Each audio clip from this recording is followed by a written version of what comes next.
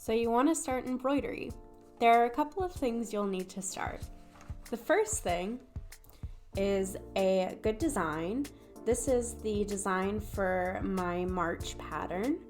You can buy patterns on sites like Etsy for fairly cheap, or of course you can always design your own. You'll also need some fabric. I like to use a good cotton muslin or a cotton calico. What you'll want to do is use a fabric that is woven instead of knit. Knit fabrics stretch easier and therefore are harder to keep tight and your stitches tight on. In addition to fabric, you'll definitely need some thread.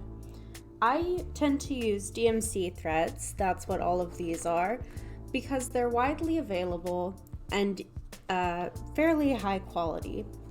There are also many different kinds. Your standard is this DMC Moulin is French. It's a French brand, but I don't know how to pronounce French very well. But this is the classic 6-strand embroidery floss. It comes in many different colors. You can separate your strands out so that you can use one strand for thinner lines and all 6 strands for thicker lines. There's also DMC Etoile thread. This is a soft thread like the DMC cotton, but it has a bit of a sparkly thread woven into it, so you get a nice little sparkle to your patterns. There's also this cotton pearl thread. This has a visible twist to the threads and comes in a range of sizes. You can get thinner or thicker. This is number 5, I believe. Yes, this is number 5. There's also the variegated thread, which the thread changes color. You can get these like in a single value gradient, like this pink to red, but there are also ones that are like pink to purple or red to green and such. And lastly, there is this metallic thread. This also comes in very many colors, but is rather stiff and can be really difficult to work with.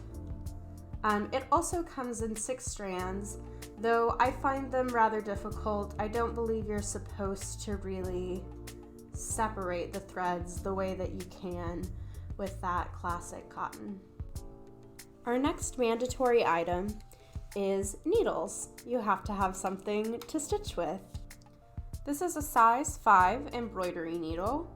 It has a sharp point and a smaller eye so that you can use it for maybe 2 to 4 strands of thread, 1 to 4 strands of thread. It's good for pushing through and not leaving a large hole in your fabric behind it. This is a chenille needle. It also has a sharp point, but it has a very large eye, which allows you to easily thread many strands of thread. You could fit all 6 strands. You could even double it up to fit maybe 12 strands of thread. It's good for when you want things to be very bulbous and bulky, like a good rose or perhaps a really fat French knot. The last mandatory item on our list is the embroidery hoop. This is a 6-inch plastic embroidery hoop. There are many kinds of embroidery hoops. There are also wood embroidery hoops, and there are metal embroidery hoops. The plastic ones come in different shapes as well. This one has a bit of a lip on one end of it. This was just what was available at my local craft store.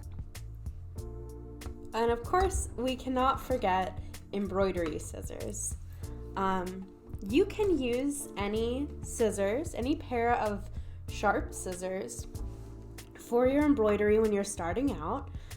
This is a pair of fabric scissors, fairly nice fabric scissors. They're large and easy to cut large pieces of fabric with, and they're very sharp. These are embroidery scissors. You can see they're much smaller and they have a very fine point. That is the part that is very important for embroidery in the long term, is that you want to have a very fine point so you can cut your threads very close to your fabric. But starting off, you can use absolutely any kind of scissors so long as they are sharp enough to cut your thread. Now let's talk a little bit about transferring your pattern. There are many different transfer methods. I'm going to go over the one that I think is the absolute quickest and easiest. It is the light box method. I have this light pad that I got from Amazon. It was only about $20. As you can see, it lights up and I can see through my paper and my fabric quite easily. You can always put your piece of paper, your pattern paper, and your fabric and tape them up to a window. I also know people who will use their tablets. There's a Lightbox app on your tablet, or you can maybe even lock the screen so that you can use it as a light board.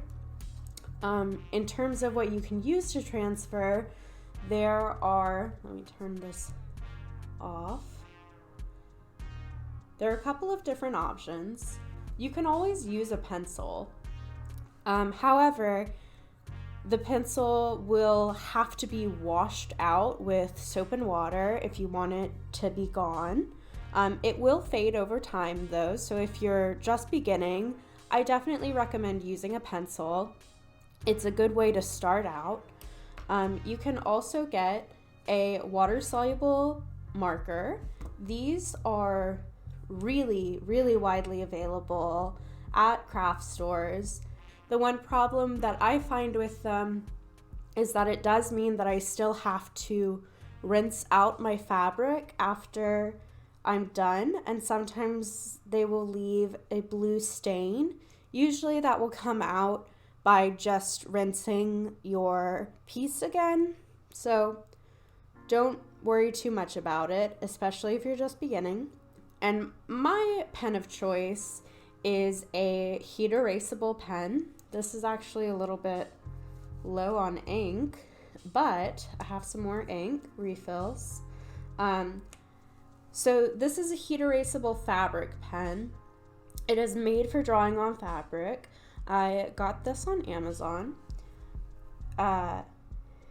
It makes a very clear, precise line.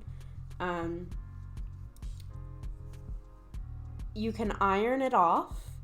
You can also hit it with a hairdryer, but it will come back if you have the fabric out in very, very cold temperatures.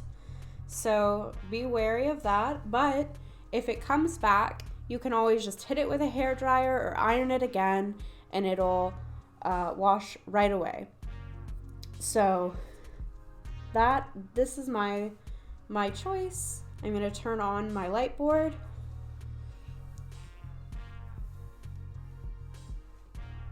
And see, I can just start tracing right over my design.